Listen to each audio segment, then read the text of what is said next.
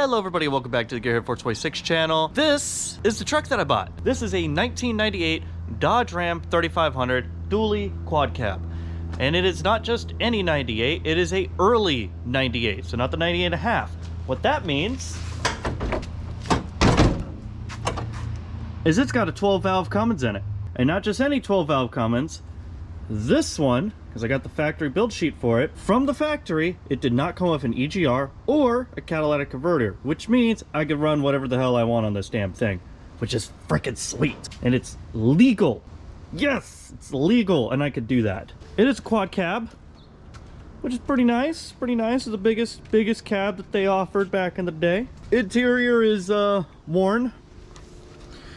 Dash has a skin on it that is bubbling up, and everything plastic that I keep touching as far as the dash goes keeps crumbling underneath my fingers. I wish it was a black interior, but whatever. Definitely needs a good harsh cleaning, which we will be doing today. The fenders are not in bad shape. This one does need a little bit of fiberglass work right here, which ain't too bad compared to my other dually where both fenders need to be just completely replaced. All the lights are great.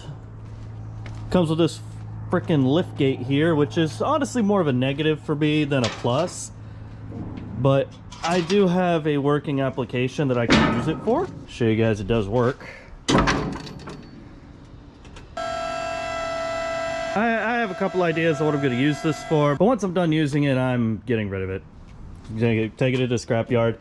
Thankfully, the truck did come with its factory tailgate and bumper, so I could put all that back on and have it really nice and clean. It also came with a gooseneck, which is sweet, along with like 6 hitches. Like, I got 2 balls for the gooseneck. One of them is brand new, never been used. And then I have it like 4 for this. I have this one along with 3 other different balls, so got plenty of hitches for this thing. This fender is immaculate. I have already done some work to it. Still need to do a few other things, like needs a tensioner pulley. I have the tappet cover leak. That's horrible. This thing marks its territory everywhere it goes. It probably loses a quart of oil every 200 miles. Not in burning, just in leaking. Like, it's bad. So the truck does need some work. I have already done a couple things to it. I have checked the KDP to make sure that it was done, and I actually added some extra bit to it. If you don't know what the KDP is,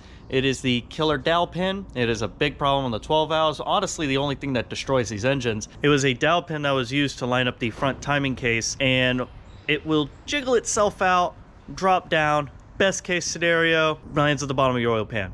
Worst case scenario, it rips off the cam gear or the timing pump gear, bends the crank, and valves meet pistons, and you need a new engine. So take the whole damn thing apart and fix it. This one did kind of have a little bit of an interesting fix on it. Someone took what looks like a punch and punched a bunch of dimples around it in the aluminum timing case to hold it in, which was working.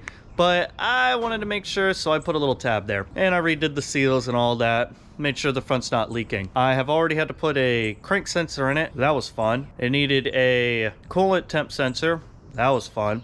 Still needs a fuel pump level sensor, which that's going to be difficult, but we'll get to that. Has some leaky injectors. I will be putting up a very super short video, like 30 seconds. Probably do a YouTube short of it on all the things that you need to make your own injector puller for a 12-valve Cummins for under $10 or around $10, something like that. It was really cheap. I did have a bunch of leaky valve covers, and it turned out that the valve flash was way out.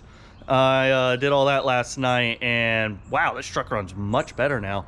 Like, it runs super smooth after setting all that, and now it doesn't leak anymore, which is better. The tappet cover does leak. I gotta pull the injection pump to do that. I tried to see if it was possible to do without. Apparently it's not, so that's fun. I still need to replace the tensioner because the pulley on it is going out. So yeah, couple of issues, but I only spent $6 grand on it. In total, right now, after all the repairs, about $7,500, $8,000. Not bad. It came with like new tires and all kinds of stuff. So great purchase in my opinion. And this is probably the part where I should show you guys on why so many things are wrong with it. Yeah, so this truck has a lot of miles on it, which is bringing me to the first thing that we're going to go ahead and do to it right away. And that is a deep clean, because this truck has definitely not been cleaned in a very long time. It has a very strange smell to it that I have mostly gotten rid of, but I know that going into it with a carpet cleaner, which I have a nice little bristle unit that I'm going to use to clean the carpet in it, and the seats, because there are stains of the carpet and a whole bunch of other weird stuff. And let's face it, there's like over 500,000 miles of dirt and grime in this truck, so it's nasty. I have already done like a quick clean, but by no means I have put a vacuum to it.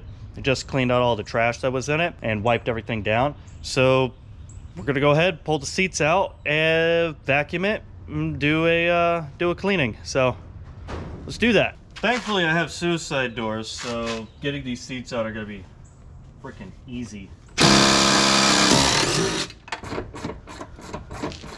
Maybe I should buy one of those frickin' ratchets, steel ratchets. That'd be probably a good idea, actually. Okay, I probably should have unbolted the center console first, but whatever.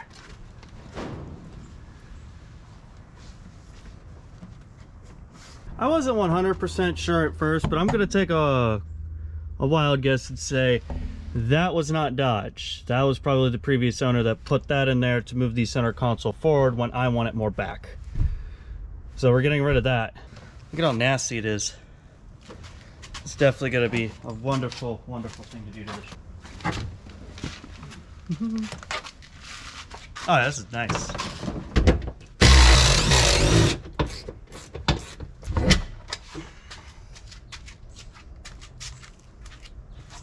Yep, this thing's gross.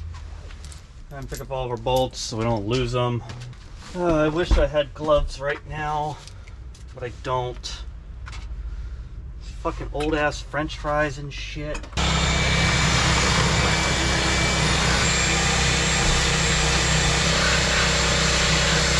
Okay, let's get the carpet cleaner then.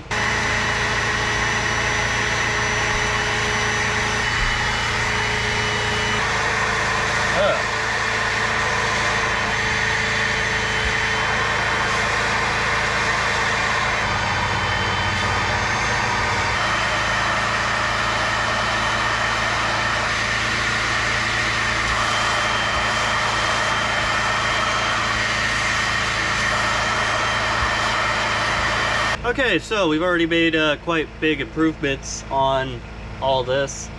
I'm out of liquid, so I need to run home and go get more, because I didn't know how much this thing would use. It is pretty damn nasty in here, but I mean, there's already like, I mean, that was practically black before, so that looks way better. And someone's calling me.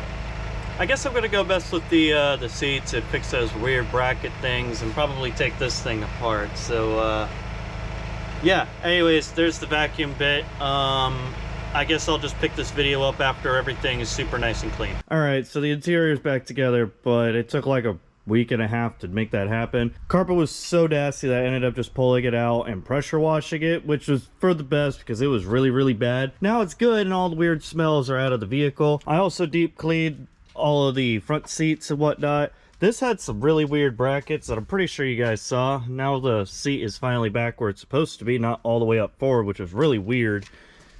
I still need to clean up this seat really nice, but besides that, interior cleaning is pretty much done. But yeah, that's my new truck. Anyways, if you guys enjoyed the video, which I probably didn't because it's all over the place and it's just me fucking scrubbing shit. If you did though, go ahead and give it a like, thumbs up. If not, thumbs down. YouTube doesn't even count that anyways. And hit the subscribe button, I guess, if you want to see more crappy content. And I'll catch you guys in the next one. See ya.